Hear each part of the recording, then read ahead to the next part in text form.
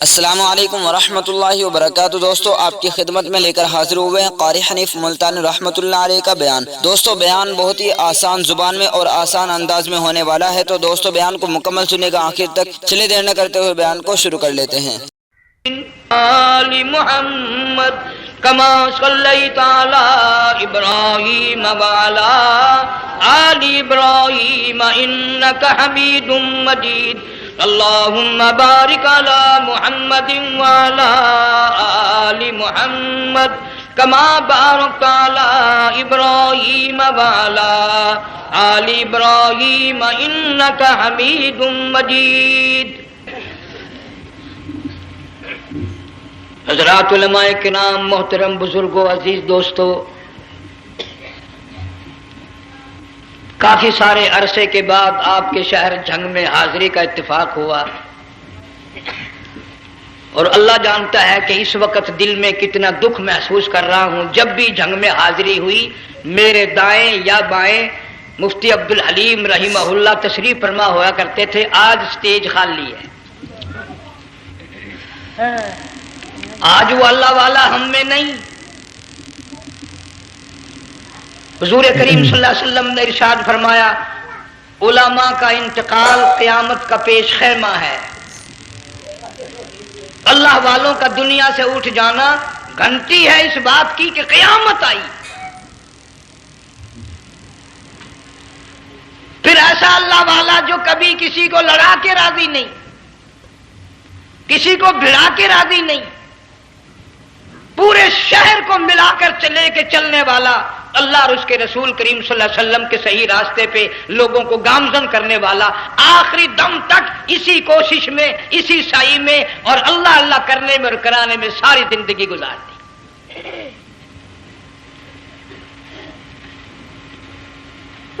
سارا شہر جھنگ مل کر، سارے علماء مل کر کوشش کریں، مفتی عبدالحلیم کو نہیں لا سکتے۔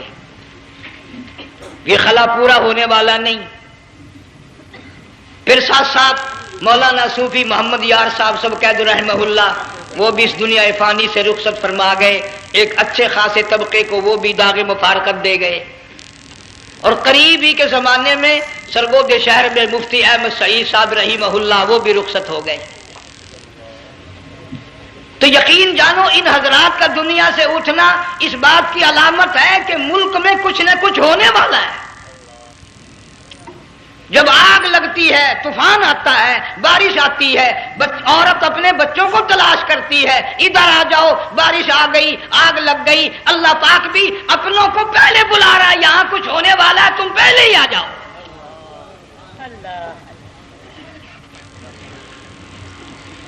اور اس طرح اشارہ فرمایا، وَكَمْ أَهْلَكْنَا قَبْلَهُمْ مِنَ الْقُرُونِ۔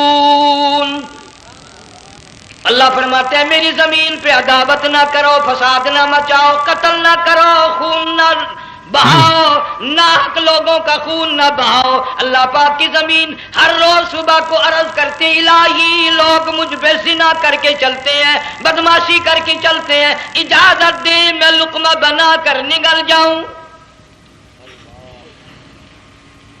مجھے اپنے اوپر ان کا چلنا پسند نہیں، مجھے اچھا نہیں لگتا۔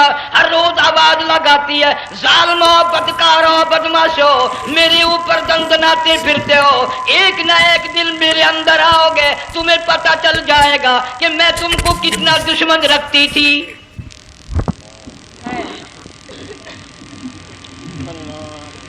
آج لوگ آزاد ہو گئے، جو کسی کی سمجھ میں آتا ہے وہی بکتا ہے، جو سمجھ میں آتا ہے وہی کرتا ہے، نہ کوئی راہ متعین رہی، نہ کوئی مسلک رہا، نہ کوئی بات رہی۔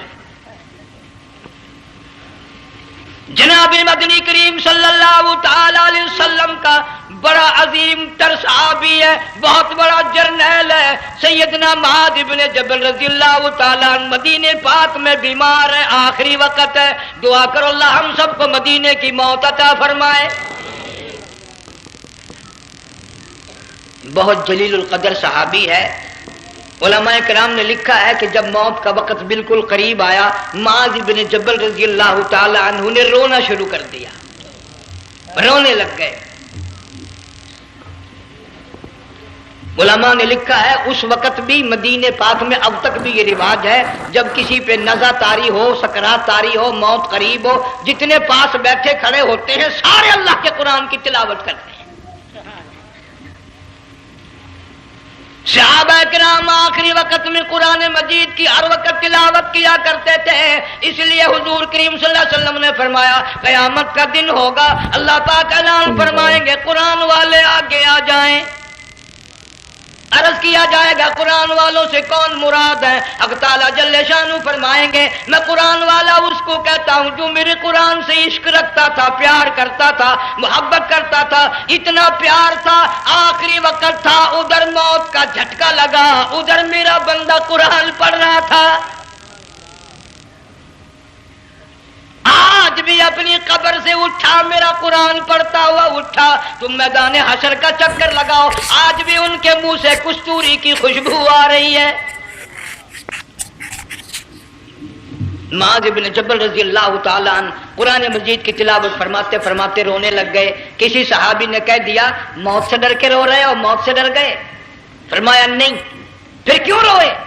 صحابی کہتا ہے میرے دل کی تمنا میرے دل میں رہی، میری آرزو پوری نہ ہو سکی، میری حسرت پوری نہ ہوئی، میرا ذوق پورا نہ ہوا، میرا شوق پورا نہ ہوا، میری تمنا تھی گرمی کا موسم ہو، رمضان کا مہینہ ہو، میں روزہ دار ہوں، جہاد فی سبیل اللہ ہو، کفر اسلام کا مقابلہ ہو، میں کئی کافروں کو قتل کر دیتا، پھر کافر بھی اکٹھے ہو کر مجھ پہ ٹوٹ پڑتے، میرا ناک کاٹ لیتے، میری زبان کاٹ لیتے، میں اللہ کی حضور میں جاتا، اللہ مجھ سے پوچھتا معاذ دنیا سے کیا لایا؟ میں عرض کرتا الہی بولوں کیسے، زبان بھی تیری نام پہ کٹا کے آیا ہوں،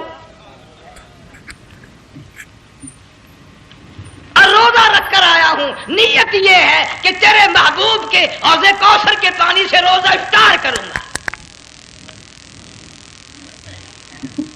ان اللہ والوں کی یہ موت تھی۔ مالک بن دینار رحمت اللہ علیہ ایک عجیب نوجوان کا واقعہ تحریر فرماتے ہیں، گرمی تھی، دوپہر تھی، سورج اپنی شباب پہ تھا، بڑی سخت گرمی تھی، میں نے ایک نوجوان کو دیکھا، وہ پیروں سے معذور ہے، دونوں پیر نہیں ہیں، ہاتھوں کے بل زمین پہ گھسٹ گھسٹ کے چل رہا ہے، اور گلے میں کرتا بھی نہیں، سامان کوئی نہیں، سواری کوئی نہیں، کھانے پینے کا انتظام کوئی نہیں۔ مالک بن دینار رحمت اللہ علیہ فرماتے ہیں میں نے اس نوجوان سے پوچھا کہ تو کہاں سے چلا اس حالت میں؟ کہنے لگا میں بلخ بخارے سے چلا ہوں۔ تجھے یوں ہی ہاتھوں کے بل گھسٹتے چلتے کتنا عرصہ گزر گیا؟ نوجوان کہنے لگا اللہ والے 7 برس ختم ہو کر 8واں لگ چکا ہے۔ اس حالت میں کہ جی ہاں اسی حالت میں، تیرا کھانا پینا۔ جوان کہنے لگا والذی ہوا یطعمنی ویسقین وَإِذَا مَرِضْتُ فَهُوَ يَشْفِينِ،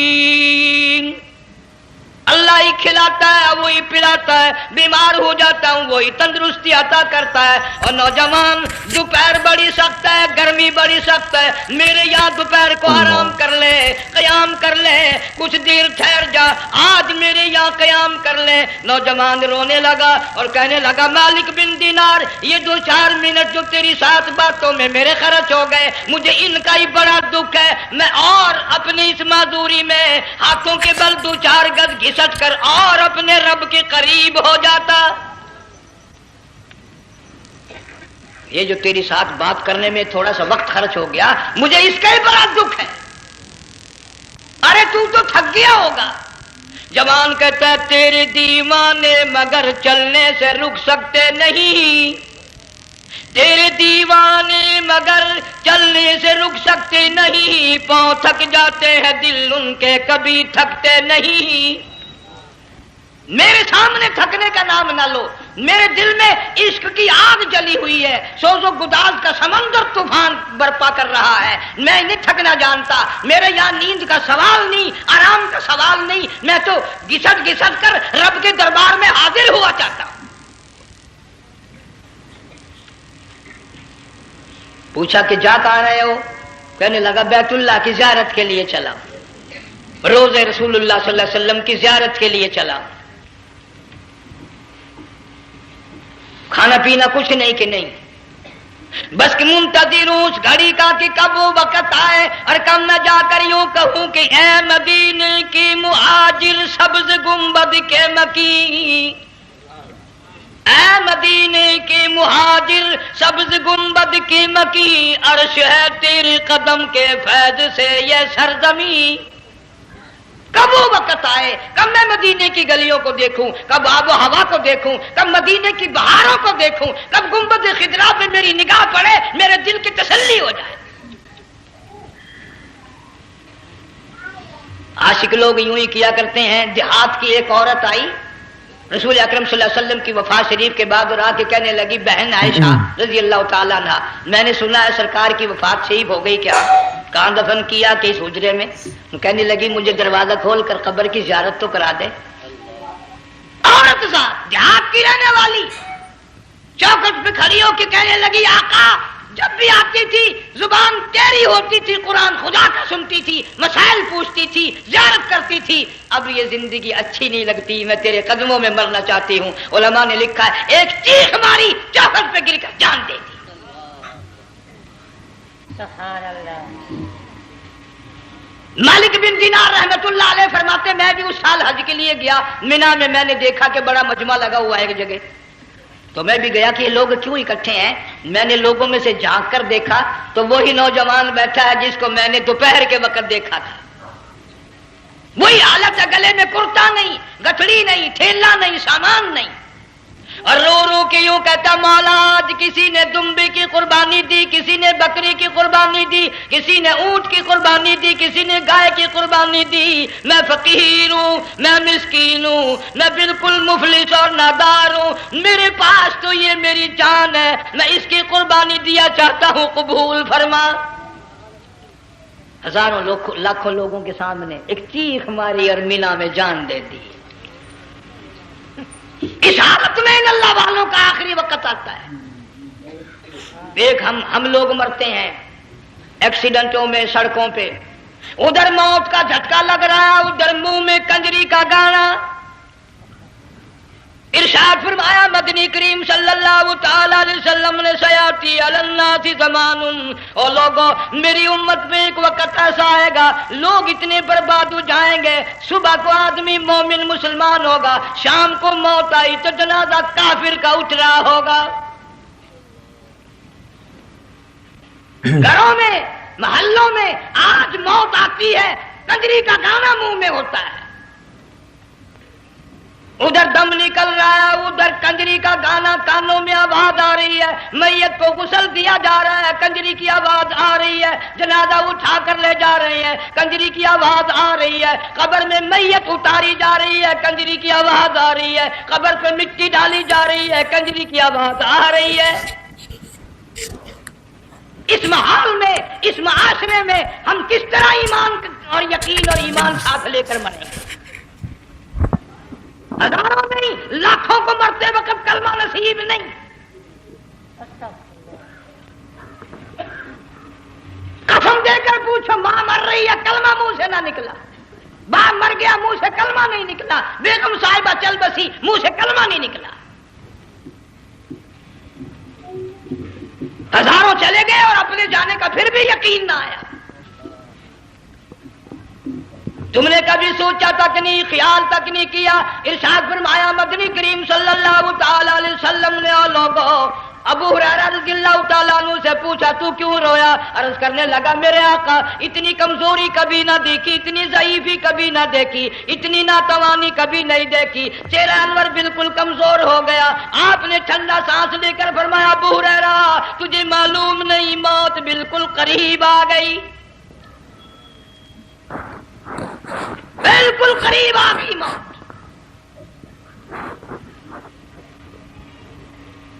تیری ایک انگلی پکڑ کر اگر کوئی مروڑ دے کتنا دکھ ہوگا، درد ہوگا، ہائے ہائے ہائے۔ جنگ والوں کبھی تم نے سوچا نہیں 360 رگیں ٹوٹیں گی کیا حال بنے گا، اعضاء چھوٹیں گے، سر کے بالوں سے لے کر پیروں کے ناخنوں تک ہر جوڑ کو توڑ کے رکھ دیا جائے گا۔ وزیروں، سفیروں، امیروں، حسینوں جمیلوں تمام کے جوڑوں کو اکھاڑ کے رکھ دیا جاتا ہے۔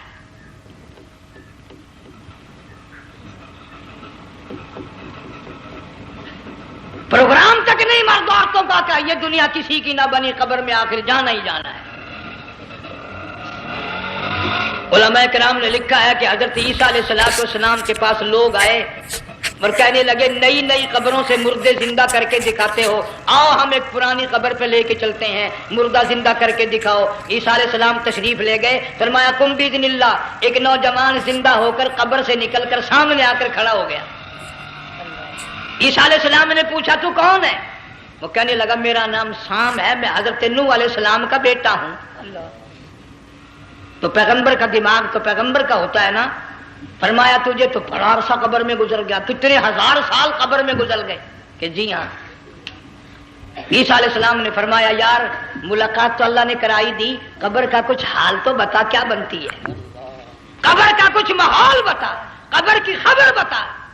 علماء کرام نے لکھا وہ نوجوان رونے لگا اور کہنے لگا عیسیٰ علیہ السلام تو قبر کی خبر پوچھتا ہے، قبر کا حال پوچھتا ہے، قبر کا ماحول پوچھتا ہے، قبر کا معاملہ مجھ سے پوچھتے ہو، آپ مجھ سے پہلے یہ کیوں نہیں پوچھتے کہ موت کا جھٹکا کتنا شدید ہے؟ نوجوان رو کے کہنے لگا عیسیٰ علیہ السلام کتنے ہزار سال میری موت کو گزر گئے، پر مالک کائنات کی قسم آج تک میرا منہ کڑوا ہے۔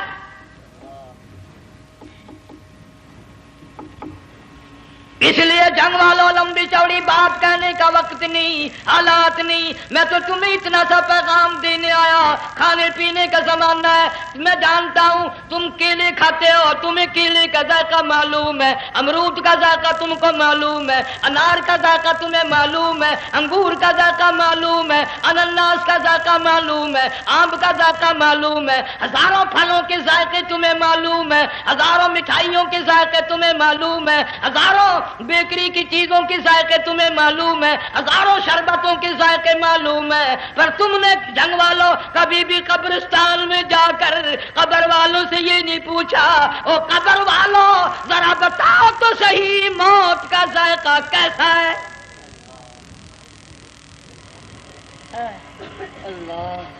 تم نے چکھا نہیں، جنہوں نے چکھا وہ بتانے نہ آئے کیسا ذائقہ ہے۔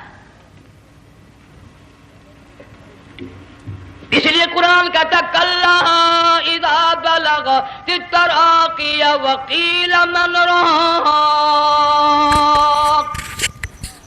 وظن انه الفراق والتفت الساق بالساق الى ربك يومئذ المساق۔ بادشاہ ہو، امیر ہو، وزیر ہو، فقیر ہو، غریب ہو، رگیں ٹوٹیں گی، موت آئے گی، اور جس کی آئی تمہیں معلوم نہیں کس طرح آئی، کس حال میں آئی۔ جن کے دلوں میں ان باتوں کا خیال آیا خدا کی قسم صحابہ کرام میں سے اتنے رویا کرتے تھے آنکھیں ختم ہو گئی۔ جناب فاروق اعظم رضی اللہ تعالیٰ عنہ کو کسی نے دیکھا رو رہے ہیں، بے تحاشا رو رہے ہیں، پوچھ لیا بڑا بہادر پہلوان فاروق تجھے کیا ہوا، اتنا کیوں رویا؟ فرمانے لگے تمہیں معلوم نہیں قبر کا اندھیرا یاد آ گیا۔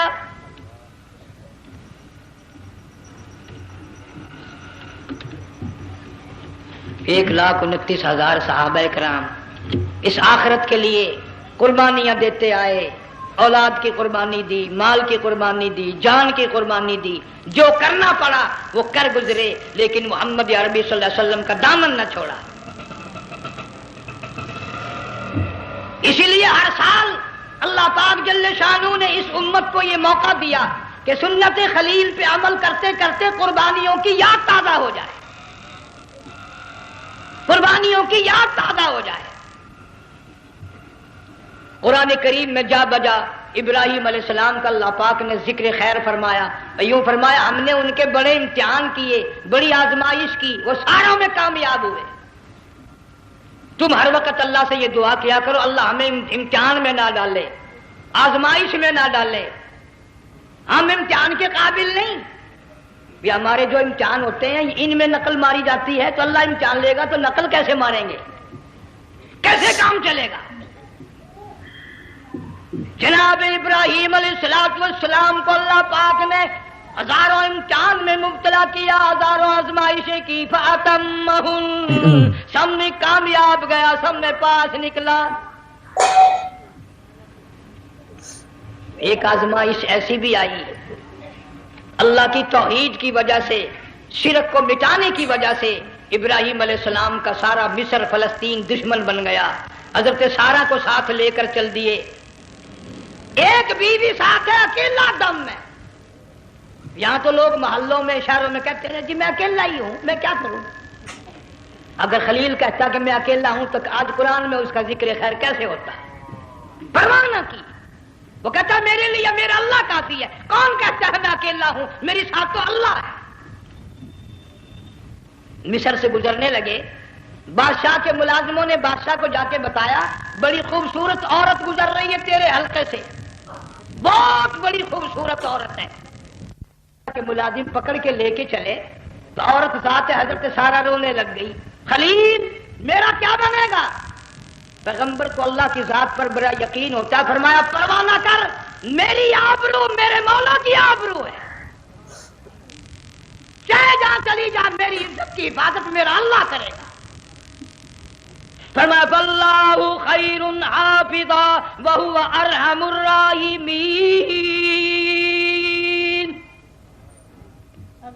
پرواہ نہ کر، میں اس کا پیغمبر ہوں، نبی ہوں، چیخا میں جلا اس کے لیے، سارے دکھ اٹھاتا ہوں اس کے لیے، میری عزت کی حفاظت وہی کرے گا۔ محل میں جا کر حضرت سارہ کو بند کر دیا،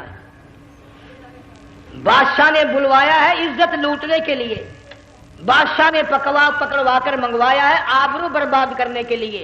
بادشاہ کا ارادہ ہے سارا کی عزت کو برباد کرنے کا، اور اللہ کا پروگرام ہے سارا ادھر آ، اس محل میں ایک معصوم بچی ہے جس کا نام ہاجرہ ہے، میں اس کو اتنا پسند کرتا ہوں، اللہ فرماتے ہیں اس کے پیٹ سے اسماعیل ذبیح اللہ کو پیدا کرنا چاہتا ہوں، اس کی نسل سے حبیب اللہ کو لانا چاہتا ہوں۔ آج تک کسی کی انگلی اس کی طرف نہیں اٹھی، سارا محل میں آؤ، اس کو آ کر ساتھ لے جاؤ تاکہ میرے ذبیح اللہ کی پیدائش کا معاملہ بن جائے۔ بادشاہ کا ارادہ ہے آبرو برباد کرنے کا، اللہ کا ارادہ ہاجرہ کی آبرو بچانے کا۔ فرمایا وَيَمْكُرُونَ وَيَمْكُرُ اللَّهُ وَاللَّهُ خَيْرُ الْمَاكِرِينَ، اس نے بھی تدبیر بنائی، میں خدا نے بھی تدبیر بنائی۔ بادشاہ آیا حضرت سارہ کے قریب برائی کا ارادہ کر کے، مفسرین نے لکھا ہے حضرت سارہ نے فرمایا مجھے 2 رکعت نماز پڑھنے دے۔ یہاں سے پتہ چلا کوئی پاک دامن عورت، کوئی نیک بیٹی اگر غنڈوں میں بدماشوں میں پھنس جائے، عزت بچانے کا طریقہ یہ ہے وضو کر کے اللہ کے سامنے نیت تو باندھ، تیری عزت کے لیے وہ فرشتے بھیجے گا۔ علماء کرام نے لکھا ہے کہ ایک جہاز سمندر میں چل رہا ہے، طوفان آیا، جہاز تختہ تختہ ہو گیا، کچھ لوگ غرق ہو گئے، ڈوب گئے، کچھ تختوں پہ بہ کر کے چلنے لگے۔ ایک عورت گود میں بچہ ہے، ایک حبشی نوجوان دوسرے تختے پہ بیٹھا ہوا جاتا ہے، اس نے عورت اکیلی دیکھ کر اپنا تختہ چھوڑ دیا اور بدماشی کے ارادے سے عورت کے تختے پہ آ بیٹھا۔ تم جنگ والے سوچ رہے ہوگے کہ ڈوبتے وقت بھی باز نہ آئے، یہ سیلاب آتے ہیں لوگ بدماشیوں سے باز آئے؟ ڈوب گئے مگر باز نہ آئے، بغیرتی لوگ کرتے ہی رہے۔ علماء کرام نے لکھا حبشی نوجوان نے عورت کا بچہ چھینا سمندر میں پھینک دیا، عورت روئی اور کہنے لگی میرے اللہ بیٹھی رہتی ہوں، عزت جاتی ہے، حرکت کرتی ہوں ڈوب جاؤں گی، میں نے سنا ہے سمندر کی گہرائیوں سے تو نے یونس علیہ السلام کی سنی تھی، میں تو پانی کے اوپر بہ رہی ہوں، مولا میری آبرو بچا، میرا ایمان بچا، میری عزت بچا، تیرے سوا میری سننے والا کوئی نہیں، لا الہ الا انت سبحانک انی کنت من الظالمین۔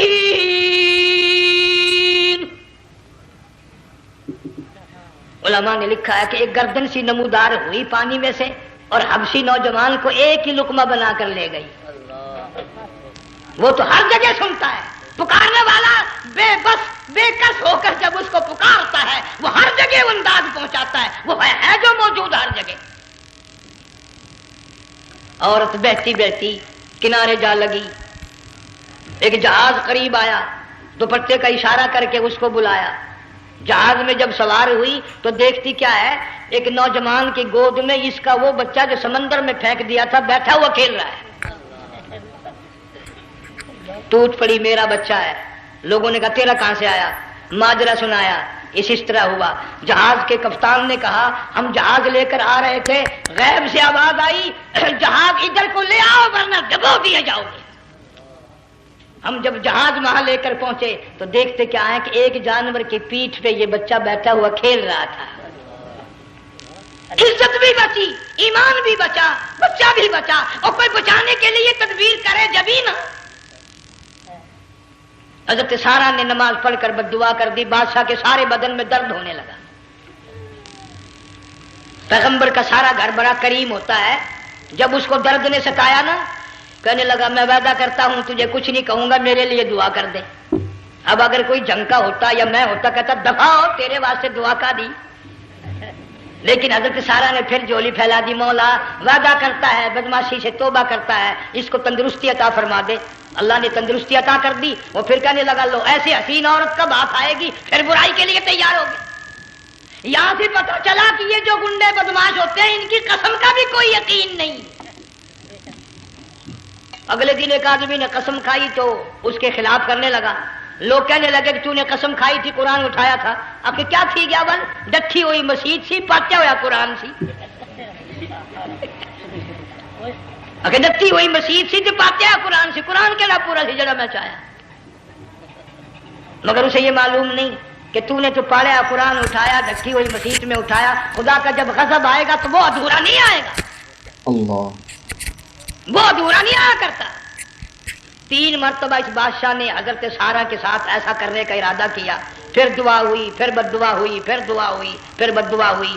آخر کار کہنے لگا اپنے ملازموں کو کہ ہوئے بدماشو، عورت کے روپ میں کسی بلا کو پکڑ کے لائے ہو، کسی جن بھوت کو لے آئے ہو، اور کہنے لگا تو چلی میرے محل سے جلدی چلی جا۔ اور جاتی جاتی وہ کہا کہ یہ تیری خدمت کیا کرے گی، یہ بچی میرے محل میں ہے، اس کو ساتھ لے جا۔ حضرت سارہ کو ہاجرہ کو ساتھ کر دیا، سیانی ہو گئی، حضرت ابراہیم علیہ السلام سے نکاح کر دیا، اسماعیل علیہ السلام پیدا ہو گئے۔ اللہ میاں جب حضرت ابراہیم علیہ السلام چومتے ہیں، چاٹتے ہیں، ماتھے پہ بوسے دیتے ہیں، اٹھاتے ہیں، پیغمبر کا بیٹا خود بھی نبی اور آل میں آنے والا نبی کالی کملی والا صلی اللہ علیہ وسلم، کتنا حسین چہرہ ہوگا۔ اللہ میاں نے پھر آزما لیا، حکم دیا کہ اس ہاجرہ کو، اسماعیل کو، دونوں ماں بیٹوں کو وہاں چھوڑ کے آ جہاں سینکڑوں میل میں پانی کوئی نہیں، آدمی کوئی نہیں، رستہ کوئی نہیں، گھاس کوئی نہیں، پتا کوئی نہیں، جہاں بیت اللہ ہے یہاں کے بارے میں حکم دیا چھوڑ کے آ۔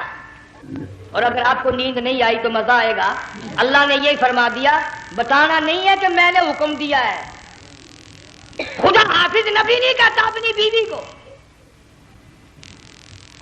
آج لوگ ہر بات میں کہہ دیتے ہیں ہمارے پیروں کو پتا کل کو کیا ہوگا، ہمارے فقیروں کو پتا ہے پرسوں کیا ہوگا۔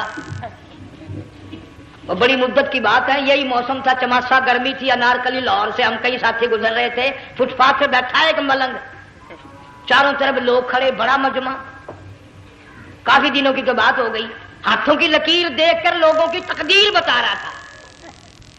کسی کو کہتا تھا تجھے بڑی اونچی پوسٹ ملے گی، کسی کو کہتا تھا تیری شادی بڑی فرسٹ کلاس لیڈی سے ہوگی۔ وہ بابو تو کوڈا ہی ہو جاتا تھا، لیڈیوں پہ بڑے مرائیے لیڈے کوئی کام نہیں، رات دن بس لیڈیوں کے پیچھے ہی پھرنا ہے۔ میں نے اپنے ساتھیوں سے کہا، میں نے کہا میں بھی تقدیر پوچھتا ہوں اپنی۔ کہنے لگے شرارت ہو جائے، یہ منع کر ہے، ساری دنیا پر ہاتھ دکھا رہی ہے، کوئی شرارت نہیں، میرے ہاتھ میں شرارت ہے۔ 1 रुपया ले रहा था वो, मैं भी लोगों में घुसाता, भीड़ में से ऊपर नीचे ही होता मैं भी पहुंच गया और दोनों घुटने मैंने जमीन पे रख दिया, रुपया हाथ में, मैंने उसके जिक्र कहा, मैं क्या मलंग जी अगर अब क्या मेरी शादी हो जाएगी कि नहीं। अब उसने देख के मेरी तरफ कहने लगा, उसने सोचा कि यहाँ अच्छे भले को नहीं मिलती पाकिस्तान में, इसे कौन देगा। अच्छी तरह मेरा हाथ देखा भी नहीं, झटक के कहने लगा, नो तेरी शादी नहीं होनी है। मैं क्या खोते, तेरे बाप के 8 बच्चे खेल रहे हैं।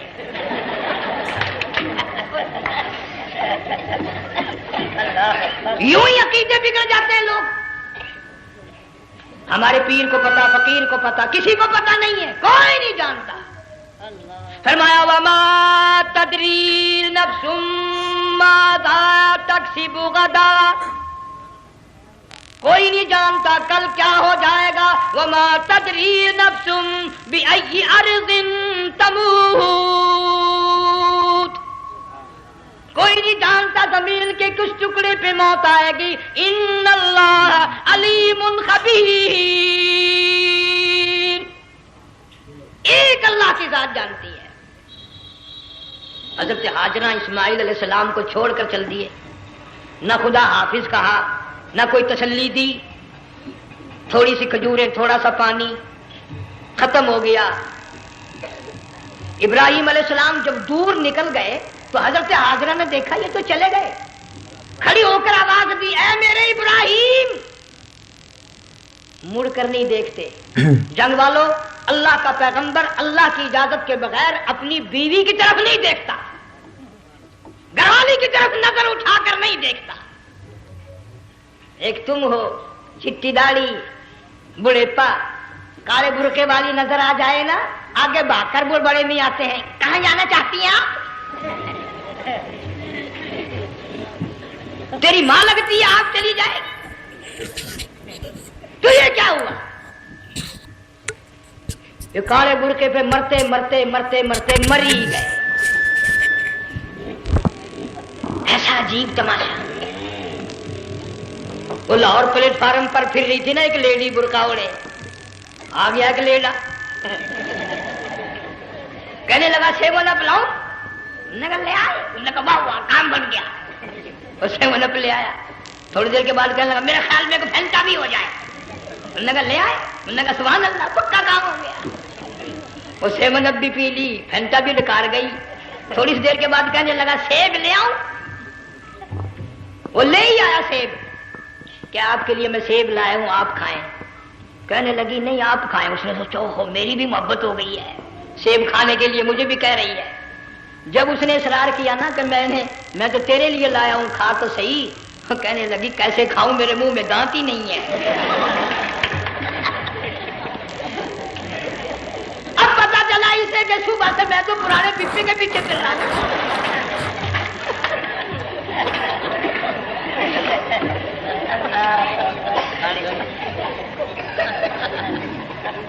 सिर्फ बुरका देखा चल दी।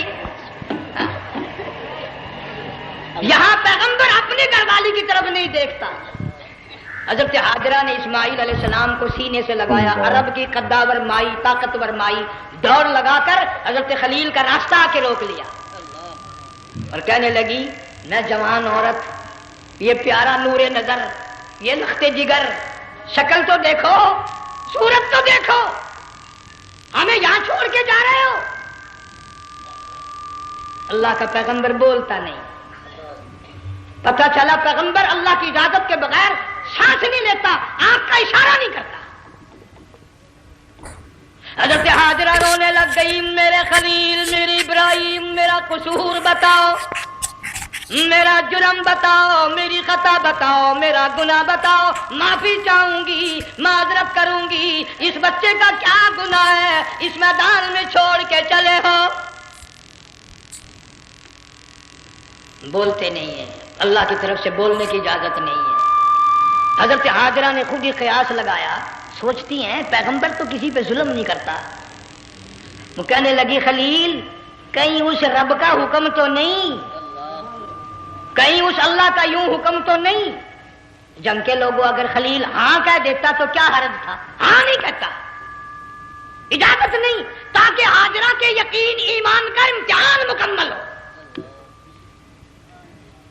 مفسرین نے لکھا ہے کہ حضرت ابراہیم علیہ السلام نے سر کا یوں اشارہ کیا، بس ذرا سا، ہاں، پھر عورت کا ایمان دیکھ، یقین دیکھ، یہیں نہ بیٹھی، دوڑ کے وہاں گئی ہے جہاں پہلے بٹھا کر آئے تھے، اور کہنے لگی ابراہیم جاؤ، میں جانوں میرا رب جانے، پرواہ نہیں۔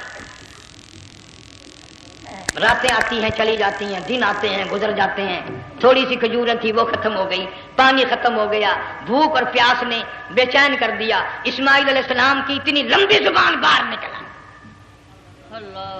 دو پتھر کھڑے کر کے اوپر ایک پتھر رکھ کر چھاؤں بنائی، اس کے نیچے لٹا دیا، اور پھر چکر لگایا، کبھی صفا پہاڑی پہ چڑھتی ہے، کبھی مروہ پہاڑی پہ چڑھتی ہے، کبھی اترتی ہے، اور ڈھلوان میں سے بھاگ کر چلتی ہے جب اپنا بچہ نظر نہیں آتا۔ سارے کہہ دو اللہ بڑا بے نیاز ہے، اللہ بڑا، زور سے کہو اللہ بڑا۔ کسی کے 500 سال کے سجدے رد،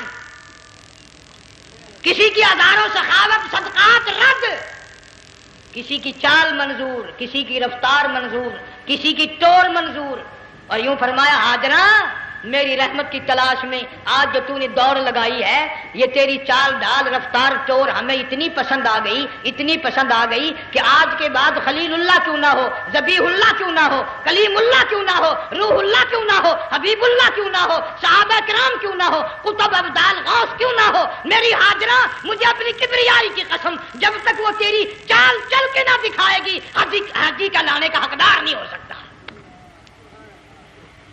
تیری رفتار اسے چلنی پڑے گی۔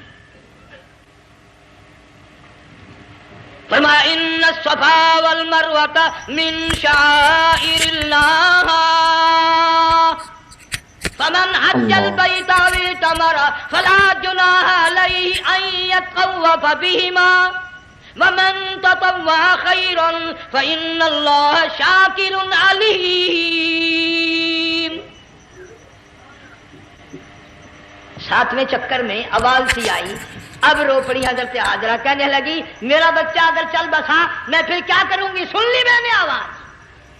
آپ کی کیا دیکھتی ہے، اسماعیل علیہ السلام کی نرم و نازک ایڑیاں جس زمین پہ رگڑی گئی تھی وہاں سے چشمہ جاری کر دیا، حضرت حاجرہ نے پی لیا، بھوک بھی ختم ہو گئی، پیاس بھی ختم ہو گئی، بچے کو بھی پلایا۔ اللہ تعالیٰ نے خانہ کعبہ کی بنیاد ڈال دی، ایسے گھر کی بنیاد ڈالی، حضور صلی اللہ علیہ وسلم فرماتے ہیں 500 سال کی عبادت ایک طرف اور بیت اللہ پہ ایک نگاہ یوں ڈالنا ایک طرف، 500 سال کی عبادت کا وہ ثواب نہیں جو ایک نظر خانہ کعبہ پہ ڈالنے کا ثواب ہے۔ اور اللہ پاک یوں فرماتے ہیں کہ جو آنے والا حجر اسود کو بوسہ دیتا ہے، اللہ پاک یوں فرماتے ہیں میں سمجھتا ہوں میرا سجا ہاتھ پکڑ کر میرے بندے نے چوم لیا۔ جو غلاف کعبہ کو پکڑ کر مانگتا ہے، اللہ فرماتے ہیں میں یہ سمجھتا ہوں میرا دامن پکڑ کے مانگ لیا۔ جو مقام ملتزم پہ لپٹ کے مانگتا ہے، اللہ فرماتے ہیں میں سمجھتا ہوں میری چوکھٹ پہ پڑھ کے مانگ لیا۔ اور فرمایا لوگوں یہ جو آنے والے آئے ہیں یہ رشتہ داروں کے مہمان نہیں، عزیزوں کے مہمان نہیں، دوستوں کے مہمان نہیں، میں خدا میزبان ہوں، یہ میرے مہمان ہیں۔ آج ان کی دعاؤں پہ آمین کہو، فرشتوں کو حکم ہوتا ہے ان سے مصافحہ کرو، مگر اللہ تعالیٰ سب کو توفیق دے کہ حج مکمل کر کے آئیں اور سب کا حج قبول فرمائے۔ میرے علاقے میں کئی سالوں کی بات ہے پرانی، جب کوئی حاجی تھا، ایک آدمی حج کر کے آیا، میں دوپہر کو اس کو ملنے گیا تو ظہر کی نماز کا وقت آیا، میں اٹھ کے چلا گیا نماز پڑھنے، پھر عصر کی نماز کا وقت آیا، میں اٹھا اور نماز پڑھ کے آ گیا۔ میں نے اس حاجی کے لڑکے سے پوچھا، میں نے کہا حاجی صاحب نے نماز یہیں پڑھی؟ تو کہنے لگا جی ابھی شروع نہیں کی، سفر کے تھکے ہوئے ہیں نا، 2-4 دن کے بعد شروع کریں گے۔ شکر ہے پہلے لوگ جھوٹ نہیں بولا کرتے تھے، ہاں آج کل کا ہوتا ہے نا تو وہ کہہ دیتا ہے جی یہ تو کئی وقت کی کچھی پڑھ کر بیٹھے ہیں۔ تو پھر مولوی تھا نا، میں بیٹھ گیا حاجی کے پاس، باتوں میں اس کو لے آیا، یہی میں نے کہا حاجی صاحب نماز نہیں پڑھی؟ کہنے لگا آپ ہی لوگوں سے سنا ہے کہ بیت اللہ میں جو ایک نماز پڑھے لاکھ کا ثواب ملتا ہے، مسجد نبی میں جو ایک نماز پڑھے 50,000 کا ثواب ملتا ہے، 4 مہینے پڑھ کے آیا، وہ حساب لگا لو۔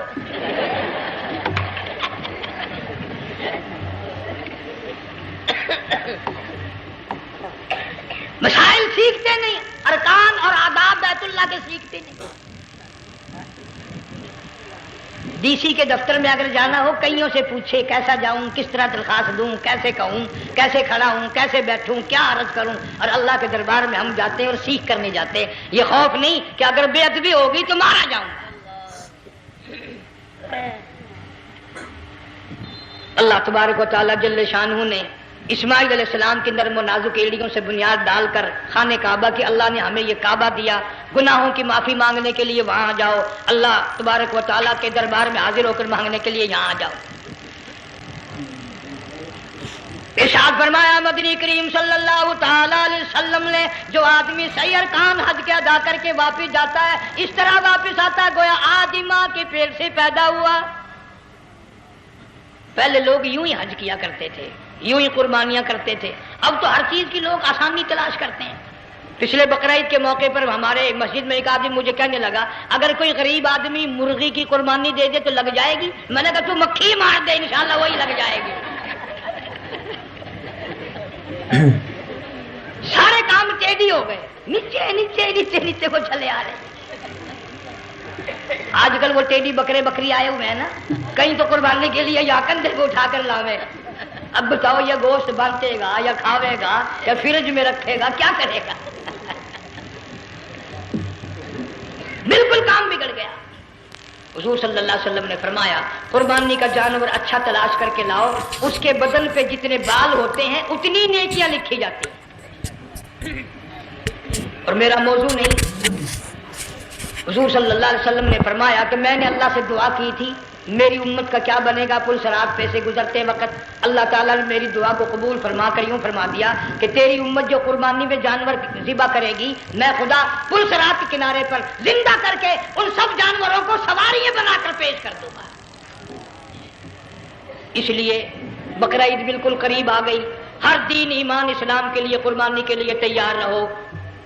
زیادہ سے زیادہ مجھے آج کل فکر لگا ہوا ہے کہ اپنے گھروں کو میں نماز کا اہتمام کرو۔ آج حال یہ بنا ہوا ہے کہ اگر گھر والی کی گود میں موت آئی تو گھر والی بے نماز، دھی کی گود میں موت آئی دھی بے نماز، بہن کی جھولی میں موت آئی بہن بے نماز، بیٹے کی گود میں موت آئی بیٹا بے نماز، بھائی کی گود میں موت آئی بھائی بے نماز، ڈاکٹر کے ہاتھ میں موت آئی ڈاکٹر بے نماز، کمپیوٹر کے ہاتھ میں موت آئی کمپیوٹر بے نماز، نرس کے ہاتھ میں موت آئی نرس بے نماز، تیرا کفن خرید کے لانے والا بے نماز، تیرے غسل کا پانی گرم کرنے والا بے نماز، تیری قبر کھودنے والے بے نماز، تیرا جنازہ اٹھانے والے بے نماز، تیری قبر پہ مٹی ڈالنے والے بے نماز۔ اگر تو نمازی بھی ہے یہ اتنے چاروں طرف کے بے نماز تجھے جنت میں کب جانے دیں گے؟ اللہ اس بچی کا فکر کیوں نہیں کرتا؟ کلاس میں فیل ہو جائے تجھے دکھ لگتا ہے میری بچی فیل ہو گئی، ساری عمر نماز نہ پڑھے تجھے کبھی درد نہیں ہوا کہ جہنم کے انگاروں میں جلے گی۔ بیوی ایک دن تیرا کہنا نہ مانے آگ لگ جاتی ہے، ساری عمر نماز نہ پڑھے بے ایمان تجھے کبھی آگ نہیں لگی۔ اس گھر سے تیرا جنازہ نکلے گا، اس گھر سے تیری میت اٹھے گی جس گھر میں تو نے سارے بے نماز پیدا کر رکھے ہیں، سارے بے نماز اکٹھے کر رکھے ہیں، کس طرح ایمان کلمہ ساتھ لے کر جائے گا؟ اس لیے اپنے ماحول میں اپنے گھر میں بچیوں کو بہنوں کو پیار سے محبت سے بڑے عقیدت سے ان کو نمازی بنا، تاکہ مرنے کے بعد جب تیرا جو بیٹی بہن منہ دیکھنے آئے تو نمازی تو تیرا منہ دیکھنے آئے، تیرا منہ دیکھنے بھی سارے بے نمازی آئے، تجھے کیا فائدہ ہوگا؟ اللہ سبحانہ و تعالی ہم سب کو ہمارے گھر کے ماحول کو نمازی بنائے۔ مفتی صاحب اس دنیا فانی سے رخصت ہو گئے، تشریف لے گئے، جان سارا بے وارثہ ہو گیا۔ مفتی صاحب ہی کا مدرسہ ہے، یہ مفتی صاحب ہی کے بچے ہیں، ان بچوں کی سرپرستی کرو، ان کا اکرام کرو، ان کی عزت کرو، جامعہ حلیمیہ کی خدمت کرو۔ بقرعید کا موقع آ رہا ہے، وہ تو نہ جانے کس کس طریقے سے اپنا کام چلاتے تھے، ہزاروں لوگوں سے ان کے تعلقات تھے، یہ بچے ہیں نیا کام ہے۔ اللہ سبحانہ و تعالی ہر خدمت گزار کو دو جہان میں سرخ روی عطا فرمائے۔ بڑی اچھی اچھی کیسٹیں آپ کو یہاں سامنے سے ملیں گی اپنے گھر کا ماحول بنانے کے لیے۔ پیغمبر کی دعا سے پہلے نہ اٹھا کرو بھائی، ہائے ہائے کوئی دنیا کا دین کا جس کو کوئی اللہ سے حاجت ہو بیٹھ جائے ایک منٹ کے لیے، درود شریف پڑھ کے دعا مانگو۔ اللہم صلی وسلم وبارک علی سیدنا و مولانا محمد وعلی آل سیدنا و مولانا محمد وبارک وسلم۔ یا اللہ قبلہ مفتی صاحب رحمہ اللہ کی قبر کو جنت کا باغ بنا، اللہ تعالیٰ ان کے گھر والوں کو صبر جمیل کی توفیق عطا فرما، اللہ پاک ان کی آل اولاد کو مفتی صاحب کا جانشین صحیح معنوں میں جانشین بنا، اس مدرسے کو آباد فرما، اللہ تعالیٰ سارے جنگ کی سرپرستی فرما، سارے شہر کو آباد فرما، ہر شر سے ہر فتنے سے سب کی حفاظت فرما، یا اللہ ہم سب کو سچا مسلمان پکا دیندار بنا، ہمیں اور ہماری اولاد کو نیک اور نمازی بنا، یا اللہ ہمارے گھروں کو نماز اور قرآن سے آباد فرما، کلمے اور ایمان والی موت عطا فرما، صوفی مولانا محمد یار صاحب رحمہ اللہ کی قبر کو جنت کا باغ بنا، یا اللہ تمام مسلمانوں کی بخشش فرما، ساری امت کی مغفرت فرما، ساری مخلوق پہ کرم اور فضل فرما، یا اللہ سارے پاکستان کی حفاظت فرما، پاکستان کے داخلی خارجی دشمنوں کو ذلیل و خوار کر دے، یا اللہ ہم سب کو یقین ایمان اپنے اندر پیدا کرنے کی توفیق عطا فرما، ظالم کے ظلم سے بچا، شریر کی شرارت سے بچا، مولا حاسدوں کے حسد سے بچا، فتنہ پردازوں سے ہم سب کی حفاظت فرما، بے اولاد کو اولاد عطا فرما، جن کے پاس بچیاں ہیں اللہ تعالیٰ نرینہ اولاد عطا فرما۔ اور میں تو کافی دنوں کے بعد آیا ہوں، پرانے دوستوں میں سے تھے قاری غلام محمد صاحب، سب کا رحمت اللہ علیہ، اللہ تعالیٰ ان کی قبر کو جنت کا باغ بنا، سب کو جبار رحمت میں جگہ عطا فرما، ہمارے بڑے بزرگ قبلہ درخواستی صاحب مدذلو یا اور جتنے بھی بیمار ہیں اللہ پاک سے کاملہ عطا فرما، مجھے بھی پیر غلام حبیب صاحب اللہ تعالیٰ ان کو بھی صحت کاملہ عطا فرما، اور میں گناہ گار بھی اب تو سارا سال گزر گیا، اکثر بیماری رہتا ہوں، اللہ تعالیٰ صحت کاملہ عطا فرما، موت آئے تو کلمے اور ایمان والی موت عطا فرما۔